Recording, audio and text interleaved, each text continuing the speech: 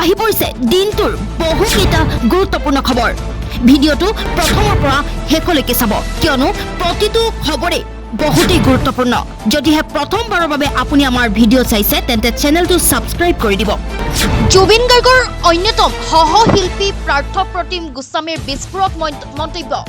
Seizure অহাৰ পিছত হোটেলৰ ছুইমিং পুলতো নামিবলৈ দিয়া নাছিলো, এইদৰে মন্তব্য কৰিছে তেখেতে। উৰে নিশা পাৰ্টি কৰাৰ পিছত সাগৰলৈ কিয় লৈ গৈছিল সিদ্ধাৰ্থ শেখৰে? চিজাৰ অহাৰ পিছত হোটেলৰ ছুইমিং পুলতো নামিবলৈ দিয়া নাছিলো জুবিন গাৰ্গক। উৰে নিশা পাৰ্টি কৰাৰ পিছত সাগৰলৈ কিয় লৈ গৈছিল সিদ্ধাৰ্থ শেখৰে? জুবিনৰ সকলো দুৰ্বলতা জনা শেখৰ সিদ্ধাৰ্থৰ সলনি হৈছিল ৰেহৰূপ। বিগত প্ৰায় 2 বছৰত শেখৰ আৰু সিদ্ধাৰ্থৰ ৰেহৰূপ সলনি হৈছিল। জুবিনক ভাল উপদেশ দিয়া ব্যক্তিকো আছিল আঁতৰাই। জুবিন গাৰ্গৰ সকলো দুৰ্বলতা জানিছিল সিদ্ধাৰ্থ শেখৰে, যাৰ বাবে জুবিন গাৰ্গৰ পৰা লাভ উঠাইছিল এইসকলে। জুবিন গাৰ্গক ভাল উপদেশ দিয়া ব্যক্তিক শেখৰে ওচৰলৈ আহিবলৈ দিয়া নাছিল। প্ৰকৃত বন্ধুখিনি জুবিন গাৰ্গৰ ওচৰৰ পৰা নাইকিয়া হোৱা দুখ কৰিছিল জুবিন গাৰ্গে। বিগত 3 বছৰে জুবিন গাৰ্গে যিমান উপাৰ্জন কৰিছে সকলো লাভ কৰিছে সিদ্ধাৰ্থই। সিদ্ধাৰ্থই যিমান পাৰে জুবিনক কৰি আছিল বিক্ৰী। ফিতা কাটোতে কিমান টকা পায় জুবিন গাৰ্গে নাজানিছিল সেই কথা। জুবিন গাৰ্গৰ অন্যতম সহশিল্পী পাৰ্থপ্ৰতিম গোস্বামীৰ বিস্ফোৰণ মন্তব্য। মেনেজাৰ সলনি হোৱাৰ কথা জুবিনৰ সংগীয়ে গমেই পোৱা নাছিল। সিদ্ধাৰ্থৰ পৰিকল্পনাৰ কথা জনা মানেই শেখৰৰো পৰিকল্পনাত জড়িত। সিদ্ধাৰ্থৰ লগত এটা কোঠাতে থকা শেখৰে জানিছিল সকলো কথা। আজি ডেডলাইন। ছিংগাপুৰত থকা অসমীয়া আহিবনে SITৰ সন্মুখলৈ? মুখ্যমন্ত্ৰীয়ে বান্ধি দিয়া ডেডলাইনৰ অন্ত পৰিল। আজি SITৰ সন্মুখত উপস্থিত হ'ব লাগিব 8 প্ৰবাসী অসমীয়া। 6 অক্টোবৰৰ ভিতৰত SITৰ সন্মুখত উপস্থিত হোৱাৰ বান্ধি দিয়া হৈছিল ডেডলাইন। কিন্তু বৰ্তমানলৈ কোনো ধৰণৰ যোগাযোগ কৰা নাই ছিংগাপুৰৰ 8 প্ৰবাসী অসমীয়াই। তন্ময় ফুকন, অভিমন্যু তালুকদাৰ, দেৱজ্যোতি হাজৰিকা, ৰূপকমল কলিতা, পৰীক্ষিত শৰ্মা, সিদ্ধাৰ্থ বৰা, ভাস্কৰ দত্ত, ৱাজিদ আহমেদক সময়সীমা বান্ধি দিছিল SITয়ে। কিন্তু ৰহস্যজনকভাৱে এতিয়াও কোনো যোগাযোগ কৰা নাই এইসকল প্ৰবাসী অসমীয়াই। SITক সহযোগ নকৰিলে এইসকলৰ ওপৰত লোৱা হ'ব কঠোৰ ব্যৱস্থা। মুখ্যমন্ত্ৰী ডক্টৰ হিমন্ত বিশ্ব শৰ্মাৰ স্পষ্ট ঘোষণা। আজি মুকলি হ'ব শ্ৰদ্ধাঞ্জলি আঁচনি। বহিৰাজ্যত কৰ্মৰত লোকৰ শোকাবহ ঘটনা হ'লে দায়িত্ব ল'ব চৰকাৰে।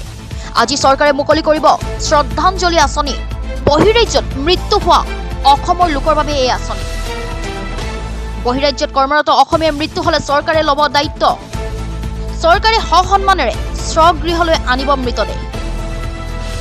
মৰ্যাদাপূৰ্ণ সৎকাৰৰ ব্যৱস্থা আগবঢ়াব চৰকাৰে। অসম চৰকাৰে মুকলি কৰিলে শ্ৰদ্ধাঞ্জলি আঁচনি। অসম আৰক্ষীৰ বিশেষ বিভাগে কৰিব চোৱাচিতা। এনে অনাকাংক্ষিত বিপদত পৰিলে ডায়েল কৰক 112। অসম আৰক্ষীৰ বিশেষ বিভাগে ল'ব ব্যৱস্থা। বহিৰাজ্যত মৃত্যু হ'লে চৰকাৰে ঘূৰাই আনিব নশ্বৰ দেহ। সিদ্ধাৰ্থই ৰাজ্য কপোৱা নম্ৰতা বৰা কাণ্ডৰ লগত জড়িত আছিল। অভিযুক্তক ৰক্ষণাবেক্ষণ দিছিল সিদ্ধাৰ্থই। জুবিন গাৰ্গ ঘটনাক কালপ্ৰিট সিদ্ধাৰ্থৰ আন কুকৃতি পোহৰলৈ আহিছে। সিদ্ধাৰ্থ ৰাজ্য কপোৱা নম্ৰতা বৰা কাণ্ডৰ লগত জড়িত আছিল। অভিযুক্তক ৰক্ষণাবেক্ষণ দিছিল সিদ্ধাৰ্থই। ঘটনাৰে অভিযুক্ত বন্ধু মৃগাংকক বচাবলৈ চেষ্টা চলাইছিল সিদ্ধাৰ্থই। নংপু থানাত উপস্থিত হৈ ঘটনাক গাপ দিয়াৰ চেষ্টা কৰিছিল সিদ্ধাৰ্থই। প্ৰমাণসহ নম্ৰতাৰ পিতৃয়ে আনিলে সত্য পোহৰলৈ আনিলে নম্ৰতাৰ পিতৃয়ে। খবৰ নাই বগাচোলা পৰিহিত জুবিন গাৰ্গৰ সৈতে ইয়াতত থকা 8 প্ৰবাসী অসমীয়াৰ। সময় উকলিছে, আজিও খা খবৰ নাই বগাচোলা পৰিহিত জুবিন গাৰ্গৰ সৈতে ইয়াতত থকা 8 প্ৰবাসী অসমীয়াৰ। আহিবনে নাহে বগাচোলা পিন্ধা 8 প্ৰবাসী অসমীয়া? কনফিউজড SIT দলো। এই মুহূৰ্তলৈকে নাই কোনো খবৰ। SITৰ সৈতে কোনো যোগাযোগ নাই প্ৰবাসী অসমীয়াৰ। আজি আছিল ডেডলাইন। আজি হাজিৰ হ'ব লাগিব CID কাৰ্যালয়ত। 26 ছেপ্টেম্বৰতে 8 প্ৰবাসী অসমীয়াক জাননী জাৰি কৰিছে, কিন্তু এই মুহূৰ্তলৈকে তেওঁলোকে SITৰ সৈতে কৰা নাই যোগাযোগ। লোককেইজনৰ সন্দেহজনক ভূমিকাক লৈ ৰহস্য। জুবিন গাৰ্গৰ মৃত্যুৰ ৰহস্যৰ তদন্তত লগাইছে আউল।